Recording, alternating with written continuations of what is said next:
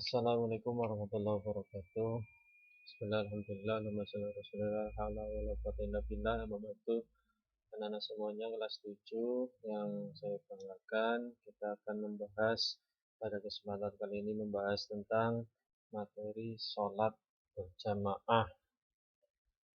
Sebelum kita membahas tentang sholat berjamaah, kita terlebih dahulu sebagai pengetahuan untuk kalian semuanya, yang pertama adalah pengertian sholat. Yang pertama, secara bahasa sholat adalah doa, sedangkan secara istilah sholat itu adalah serangkaian ucapan dan gerakan yang tertentu yang dimulai dengan takbir dan diakhiri dengan salam sebagai sebuah ibadah ritual.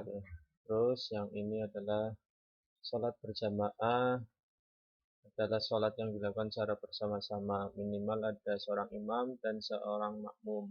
Imam itu adalah yang memimpin sholat, sedangkan makmum adalah orang yang mengikuti gerakan imam. Amalan yang pertama kali akan dihisab bagi seorang hamba pada hari kiamat adalah sholat. Jika sholatnya baik, maka akan dinilai baik semua amal yang lain, dan jika sholatnya rusak, maka akan dinilai jelek semua amalnya yang lain. Hadis riwayat At-Tabrani. Hikmah sholat berjamaah. Yang pertama, meningkatkan ketakwaan kepada Allah Subhanahu wa taala. Yang kedua, menambah kekhusyuan dalam beribadah. Yang ketiga, pahala akan dilipat gandakan sampai 27 derajat. Yang keempat, melatih diri untuk disiplin. Yang kelima, memupuk semangat persaudaraan. Yang keenam, menyebarkan ajaran Islam di kalangan masyarakat. Itu beberapa pengetahuan dari pengertian sampai hikmah dalam sholat berjamaah. Selanjutnya kita akan belajar atau memahami bersama-sama bagaimana gerakan dan bacaan di dalam sholat. Yang pertama, sebelum kita sholat adalah kita berdiri tegak dulu, menghadap kiblat, pandangan ke tempat sujud, kita menata niat di dalam hati, kemudian setelah itu takbiratul ihram dibarengi dengan niat di dalam hati. Untuk keterangannya, bagi laki-laki mengangkat tangan saat takbiratul ihram, jari-jari tangannya sejajar dengan telinga, tangan sedikit dibuka lebar. Ini sejajar dengan telinga, ini sikunya tangannya dibuka sedikit lebar. Bagi perempuan mengangkat tangan saat takbiratul ihram, jari-jari tangannya sejajar dengan bahu, tangan tidak dibuka lebar. Selanjutnya adalah sedekap. Dalam istilah kita lebih mengenal sedekap. Yang pertama, setelah takbiratul ihram dan kita sedekap, kita membaca doa iftitah. Ada yang Allahu Akbar kabiro, atau Allahumma ba'id. Silakan, mana yang hafal itu adalah hukumnya sunnah. Sedangkan yang hukumnya wajib adalah membaca suratul Fatihah. Terus yang selanjutnya membaca suratan pendek. Itu adalah hukumnya sunnah. Setelah membaca suratan pendek, kita melakukan gerakan ruku. Ruku posisinya seperti ini, 90 derajat. Ketika di sini ada benda, ini tidak akan terjatuh. Kalau ruku kita benar, akan seperti seperti ini, 90 derajat. Dan kalau yang bagi laki-laki ini tangan dibuka lebar, kalau yang perempuan tidak dibuka lebar. Bacaan ruku subhana rabbiyal azim wa bihamdih ini diulang 3 kali.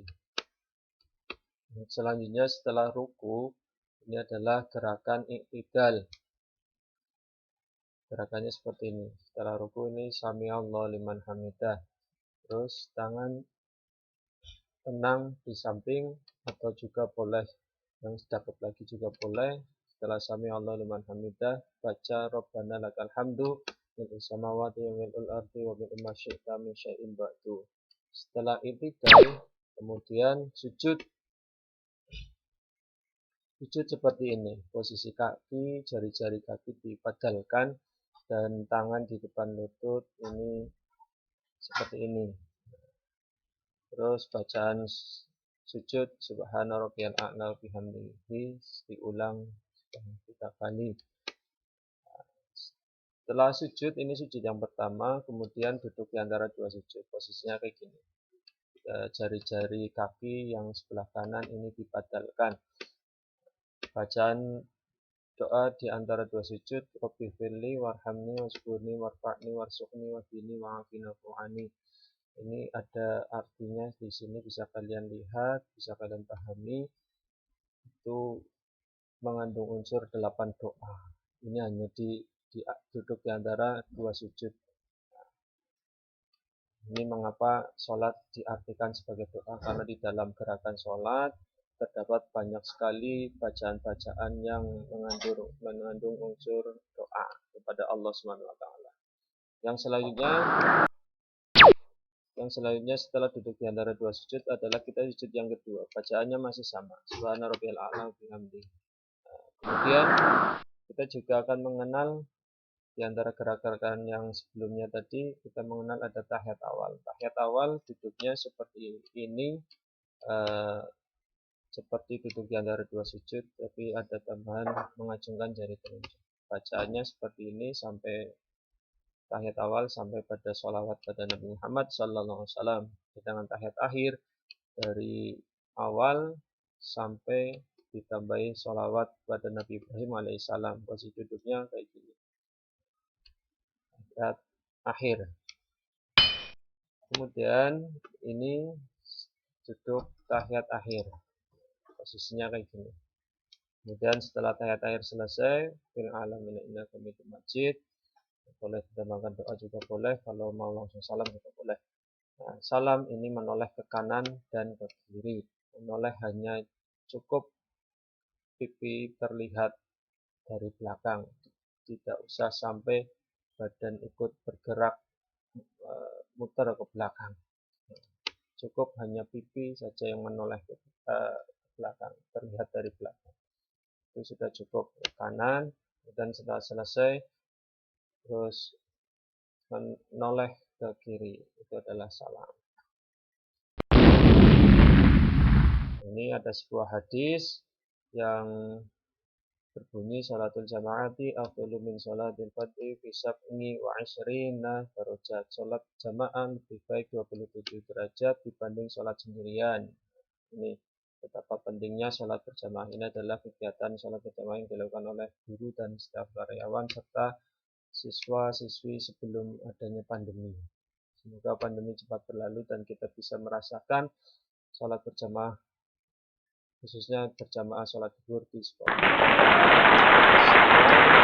Pembelajaran tentang sholat berjamaah dan gerakan dalam sholat. Mari kita akhiri dengan bacaan doa kifaratul majlis. Subhanakallahumma bihamdika asyhadu an la ilaha illa anta astaghfiruka wa atubu ilaik. Alhamdulillahirabbil alamin. Kurang lebih maaf. Wallahul muwaffiq ila aqwamit thoriq. Assalamualaikum warahmatullahi wabarakatuh.